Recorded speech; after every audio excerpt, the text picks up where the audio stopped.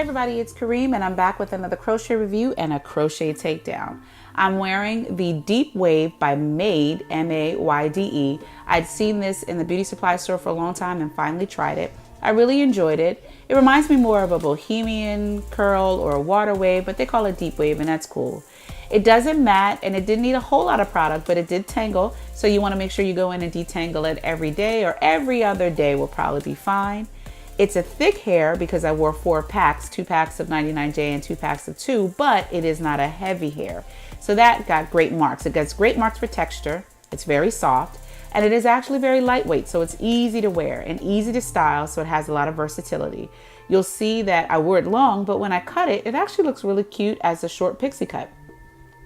So for versatility, you actually get a lot of marks there. I go in and make sure I section it off so I can start to section each one and cut each one by sections. The hair kind of reminded me of the Freacher's Aruba curl in the way it wore, but the curl pattern really reminded me of the beach curl from Afri Natural Caribbean line. Both of those were good hairs. The Afri Natural one took a little bit more product, but this one didn't take as much product, and again, it was very, very easy to wear. Cutting it out, you'll see, as I said, I do it in sections. You don't want to take your crochet braids out when they're too long. And you see the scissors are going right through it. So even though I had 4 packs of hair, it was very easy to cut and manage. And you see, if you cut it right, it looks really cute as a pixie cut if you style it. So I start to see my curl pattern become, or my cornrows become a little more apparent. So I want to go in a little bit more. It's still a little thick around the edges. So I keep using the heavy scissors and then I switch over to the hair scissors, you know, scissors that you would actually use to cut your own hair. But wait, you don't want to do that. You don't want to get too close to cut your own hair. We've all had accidents. If you haven't, good for you. But trust me, you don't want one.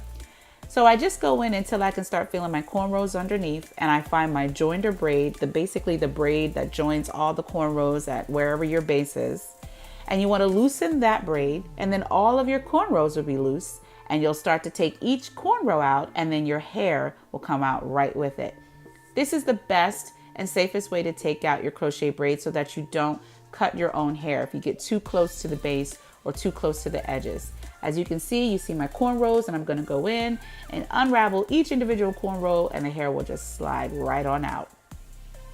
So this will be my last crochet style for a little while. I'm going to give my hair a break and breathe, let it breathe a little bit, which is very important when you're wearing protective styles. But don't worry, I have some more great content coming up, so stay tuned and keep watching. Thanks so much for watching, and I'll see you next time.